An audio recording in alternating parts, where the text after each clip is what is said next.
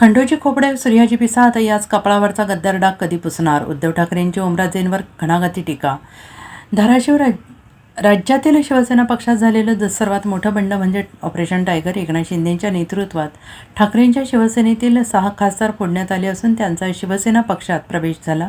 उद्धव ठाकरेंना दुसऱ्यांदा एकनाथ शिंदे यांच्याकडून मोठा धक्का देण्यात आला. त्यामुळे उद्धव ठाकरे आणि 6 फुटीर खासदारांच्या मतदारसंघात दौरा सुरू करून संबंधित खासदारांवर जोरदार हल्लाबोल केला आहे. धाराशिवमध्ये आज खासदार ओमराजे निंबाळकर यांच्या मतदारसंघात उद्धव ठाकरेंनी सभा घेतली.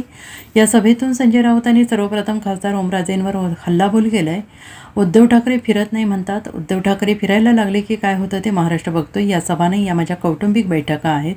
तुम्ही किती आमदार फोडू दे, तुमच्या उरावर भगवा फडकवल्याशिवाय मी राहणार नाही, असं म्हणत उद्धव ठाकरे यांनी धाराशिवमधून फुटीर खासदारांवर निशाणा साधला आहे. लोकसभा निवडणुकांवेळी समोरच्याकडून पैशाचा पाऊस पडत होता, तेव्हा या गद्दारासाठी एका शेतकऱ्याने त्याच्याकडचे पैसे निवडणुकीसाठी दिले. गद्दाराच्या सभेला मी आलो होतो तेव्हा एक गरीब शेतकरी आला, म्हणाला मला खासदाराला पैसे द्यायचे आहेत. काय भाषणं देत होता. माझा फोन नंबर घ्या म्हणायचा. मी फोन करायला लागलो तर फोन उचलायचा नाही. मग मी कैलासला म्हणू, अरे हा तर फोन उचलत नाही. असा किस्सा उद्धव ठाकरेंनी आपल्या भाषणातून सांगितलं. याचं एक भाषण होतं. त्या भाषणात तो मला खंडोजी खोपडे सूर्याजी पिसा म्हटलं तर आपण कोणाचं नाव घेतो. आता तुझ्यावरील गद्दारीचा शिक्का कसा पुसणार? आता तुझ्या गद्दारीचा शिक्का कसा पुसणार, असा सवाल उद्धव ठाकरे यांनी ओमराजेंना विचारला. 1000 कोटीची किंमत होती. शेतकऱ्याच्या कष्टाचा 1 रुपया म्हणजे गद्दारांच्या 1000 कोटीपेक्षा जास्त पैशाची किंमत त्या शेतकऱ्याच्या पैशाला आहे. आणि मग भाषण काय देत होता, माझा मोबाईल नंबर घ्या. आणि मी स्वतः नंतर फोन केला. मग मी कैलासला फोन केला. अरे मी नंबर फिरवतोय, फोनच उचलत नाहीये, करायचं काय? आणि मग त्यांचंच भाषण आहे. ओमच बोलला होता की दादानो, आपण खंडोजी खोपडेचं नाव घेतल्यावर तुम्ही काय बोलता? सूर्याजी पिसाळचं नाव घेतल्यावर काय बोलता? मग आता मला सांगा, 400 वर्षे झाली त्यांच्या कपाळावरचा गद्दारीचा डाग पुसला जात नाही, हे केव्हा पुसणार हो? आता याच्या कपाळावरचा डाग कधी पुसणार? मला असं वाटलेलं की खरंच मला अभिमान होता. जसं काल मी आज सकाळी परभणीमध्ये होतो. परभणीमध्ये सुद्धा त्यावेळेला आज संजय राऊतनी त्याचंही बारसं करून टाकले. बंडूचं नाव त्यांनी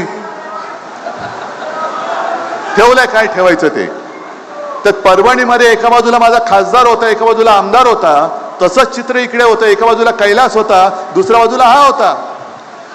आणि सगळ्या या गद्दारीच्या राजकारणामध्ये म्हटलं रे 2 वाघ आहेत माझे. पण मला कुठे माहितीये की वाघाचं कातड पांघरलेला हा लांडगा होता, हे आत्ता मला कळतंय. आणि खरंच आता संजय राऊत तुम्ही जे बोललात, गेले 4 दिवस मी आता कैलासला सांगत होतो, एकेकांची प्रकरणं जी कानावर येत आहेत, अंगावरती काटा येतो. बापरे, आपण कोणाला पोचलो होतं? कोणतरी मला विचारेल, पत्रकार म्हणतील का हो तुमच्याकडे होता तेव्हा तुम्हाला माहित नव्हतं? खरंच माहिती नव्हतं. कारण हे आत्ताची जी काय प्रकरणं मला कळतायत, तर समाजांचे कुटुंब इकडे आले, त्यांना मी भेटणार आहे आणि त्यांना वाऱ्यावरती आम्ही सोडणार नाही, अजिबात सोडणार नाही, अजिबात सोडणार नाही. पण एक प्रकरणं ही आधी जर कळली असती तर मी तरी याला उमेदवारी दिली नसती. दुर्दैव हे आत्ता मला सगळ्या गोष्टी कानावरती येत आहेत. हे भयानक. असा माणूस आपण पोचला कसा? आणि मी तुमची माफी मागतो, कारण मी त्याला उमेदवारी दिली नसती तर तुम्ही मतदान केलं नसतं, आणि मतदान केलं नसतं तर ही कीड वाढलीच नसती. Bureau report, SPN Marathi, Dharashiv.